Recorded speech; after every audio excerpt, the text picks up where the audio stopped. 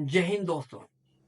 1 जनवरी सन 2024 क्योंकि नया साल लोगों के लिए खुशियां लेकर आता है, वहीं जापान के अंदर नया साल मौत का तोहफा लेकर आता है। जापान के अंदर 1 जनवरी सन 2024 में एक साथ लगातार एक के बाद एक 155 भूकंप के झटके आते हैं, जिनकी रफ्तार 7.5 मैग्नीट्यूड थी। इस अर्थक्वेक की वजह से जापान के सी के अंदर 1 मीटर से भी ऊंची लहरें उठती हैं, जो कि जापान के वेस्ट कोस्ट से जाकर टकराती हैं। इसकी वजह से न जाने कितने ही घर और दर्जनों बिल्डिंग्स और पूरे शहर की लाइट्स कट हो जाती हैं। क्योंकि जापान के अंदर इससे पहले सन 2011 में एक ऐसा भूकंप आया था। उसके बाद सबसे तेज तीव्र गति वाला ये भूकंप सन 2024 के अंदर आया है।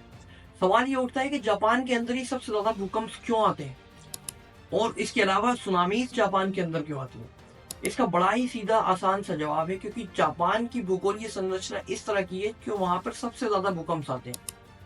जापान जहाँ सिचुएटेड है उसके तीनों तरफ पानी है। दूसरी चीज, जापान एक ऐसी जगह सिचुएटेड है जिसके नीचे 4 टेक्टोनिक प्लेट्स आपस में लाई करती हैं, और जो भी देश या सिटीज ऐसी जगह स्थित होते हैं जहाँ पर टेक्टोनिक प्लेट्स आपस में लाई करती हैं, वहां सबसे ज्यादा भयानक झटके देखने को मिलते हैं।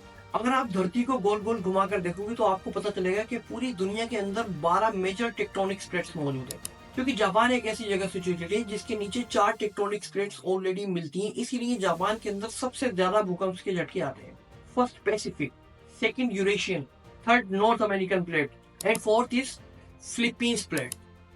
क्योंकि पृथ्वी की कोर में मौजूद 5000 डिग्री सेल्सियस के तापमान से जो करंट निकलता है, जो कि कन्वेक्शनल करंट कहलाता है, पृथ्वी की ऊपरी सतह पर मौजूद टेक्टोनिक प्लेट्स को हिला देता है।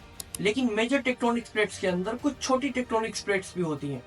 ये पूरे साल हिलती रहती है, लेकिन इनकी वजह से कोई भूकंप के झटके नहीं आते। लेकिन भूकंप के झटके जब आते हैं जब ये प्लेट्स हिलते हिलते एक दूसरे से टकराने लगती हैं, जिसकी वजह से समुद्र में मौजूद ट्रेंच बन जाता है। क्योंकि ट्रेंच एक ऐसा गड्ढा होता है जिसकी लंबाई 3 से 4 किलोमीटर लंबी हो सकती है, लेकिन वहीं मरियाना ट्रेंच की लंबाई 10.5 किलोमीटर लंबी है। 160 बुर्ज खलीफा को एक के ऊपर एक बनाकर आप खड़ा करेंगे, उसके बाद उस ट्रेंच की लंबाई तक पहुंच पाएंगे। दोस्तों, अगर इस तरह की ही अगर भूकंप के इतने तेज झटके किसी और कंट्री के अंदर आते तो न जाने कितनी जान और माल का नुकसान हो सकता था। लेकिन जापान के अंदर सबसे ज्यादा कम जान और माल का नुकसान होता है। आखिर इसकी वजह क्या है?